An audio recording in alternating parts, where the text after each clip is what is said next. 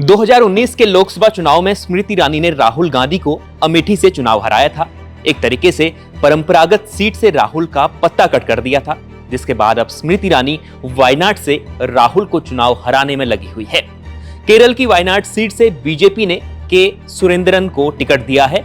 के सुरेंद्रन केरल के बीजेपी अध्यक्ष भी हैं और कल जब उन्होंने नामांकन दाखिल किया तो उनके साथ स्मृति ईरानी भी मौजूद थी। तो अब अमेठी के बाद वायनाड सीट से राहुल को हराने के लिए स्मृति ईरानी खूब दमखम लगा रही है। उन्होंने राहुल गांधी पर कल जमकर हमले भी किए और कहा कि वह वायनाड को बचाने आई हैं। इसके अलावा उन्होंने क्या कुछ कहा, आइए आपको सुनाते हैं। कल कांग्रेस पार्टी के नामांकन रैली में मुस्लिम लीग के फ्लैग्स को छुपाना इस बात का संकेत है कि या तो राहुल गांधी मुस्लिम लीग के समर्थन से शर्मसार हैं, या फिर जब वो उत्तर भारत में आएंगे और मंदिर मंदिर जाएंगे तब लोगों से उत्तर भारत में मुस्लिम लीग के साथ उनके गठबंधन को छुपा पाएंगे। मैं केरला आकर और विशेषतः वायनाड आकर देखकर ये स्तब्ध हो गई हूँ, आश्चर्यचकित हूँ कि पीएफआई जैसी आतंकवादी संगठन के बैन के बावजूद पीएफआई के पॉलिटिकल लीडरशिप से राहुल गांधी समर्थन अपने चुनाव के लिए ले रहे हैं।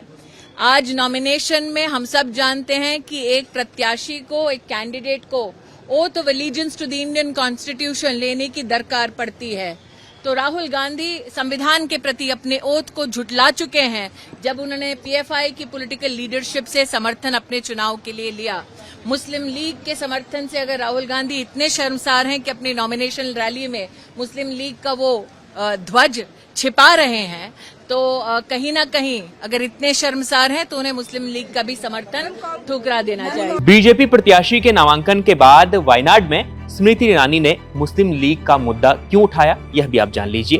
तो यह मुद्दा इसलिए उठाया गया क्योंकि वायनाड लोकसभा सीट पर 40% मुस्लिम वोटर हैं। हार जीत में यह वोट सबसे महत्वपूर्ण रहते हैं। इसके अलावा इस सीट पर 40% हिंदू मतदाता हैं और 20% ईसाई वोटर भी हैं। इसके अलावा यह सीट उत्तर केरल में आती है। 2019 के लोकसभा चुनाव में राहुल गांधी ने इस सीट पर 5 लाख से अधिक वोटों से शानदार जीत हासिल की थी, लेकिन इस बार राहुल के सामने लेफ्ट और राइट दोनों की चुनौती है।